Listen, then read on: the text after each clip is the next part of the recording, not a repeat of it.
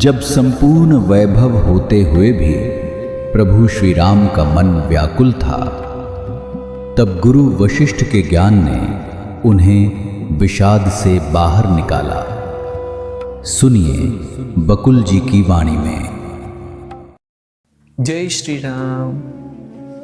तो कल हमने ये देखा कि प्रभु राम वशिष्ठ को प्रश्न पूछने के बाद बड़े धैर्यपूर्वक वशिष्ठ ऋषि का इस परम सत्ता को लेके विश्लेषण बताया गया है, वो भी उदाहरण देके। आज देखते हैं 11 फरवरी है, आज आगे क्या चलता है। श्लोक। असत्याम सत्य संकाशाम ब्रह्मास्ते जीव शब्दवत् इत्थम जीव शब्दार्थः कलनाकुलताम गतः। अर्थ है, इस प्रकार ब्रह्म जो था तो वास्तविकता परंतु अवास्तविकता में वास करने से अपने को जीव समझने लगा और भ्रमित भी होने लगा। तो ब्रह्म था वास्तविक, परंतु अवास्तविकता में वास करने की वजह से वो ब्रह्मणा में चला गया, यानी कि जीव ब्रह्मणा में चला गया। आगे क्या होता है? वशिष्ठ ने कहा, अब मैं बतलाऊंगा कि जीव यानी कि जीवित आत्मा शरीर में कैसे वास करने लगा। सुज्ञ श्रोतागण और मेरे प्रिय साधक मित्र, बड़े धैर्यपूर्वक और तीव्रता के साथ आप अपने आप को यहां पे लगाना प्लीज। जीव ने सोचा मेरी प्रकृति और स्थिति परमाणु रूप है, इसलिए वह परमाणु बन गया।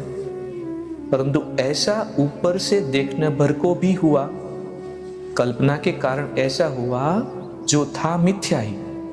वैसे ही जैसे कोई स्वप्न देखे कि मैं मर गया हूं और मुझे दूसरा शरीर मिल गया है।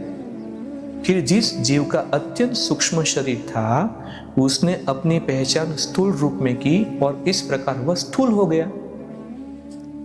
ठीक वैसे ही जैसे शीशे में पर्वत का बिंब परावर्तित होने पर ठीक पर्वत जैसा दिखाई देता है।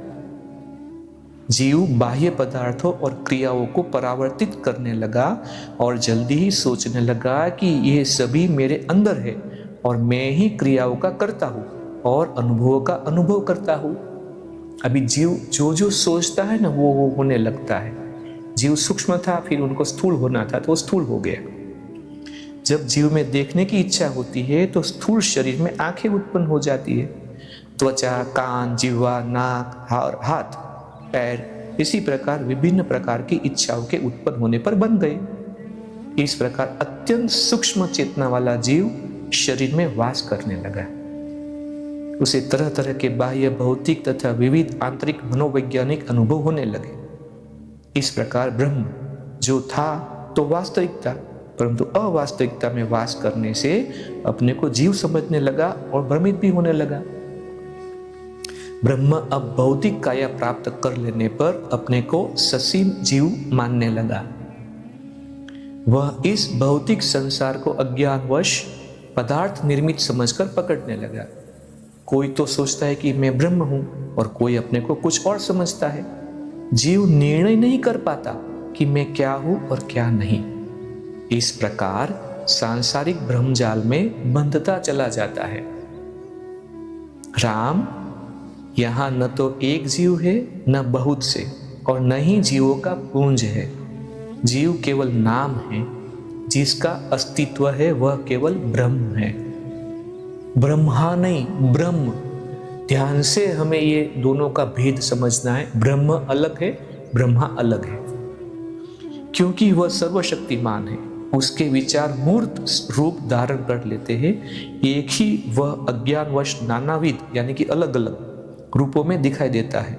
हमें इस अज्ञान का अनुभव नहीं, परंतु इसे जानने की इच्छा होने पर यह उसी प्रकार विलीन हो जाता है जिस प्रकार प्रकाश के आने पर अंधकार विलीन हो जाता है। ब्रह्म यही एकमात्र ब्रह्मांडीय आत्मा यानी कि महाजीव ओनली वन है और अरबों की संख्या में जीव भी, इससे भिन्न कुछ और नहीं। परंतु यह सब कल्पना या विचार मात्र है। अब तक कुछ भी सर्जित नहीं किया गया है, मात्र शुद्ध असीम आकाश ही अस्तित्व में है।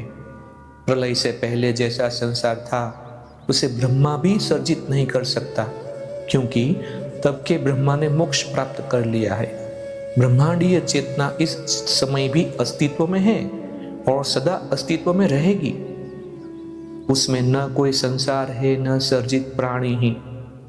वह चेतना अपने में परावर्तित होती है और परिणाम स्वरूप नव सृष्टि की प्रतीति होती है।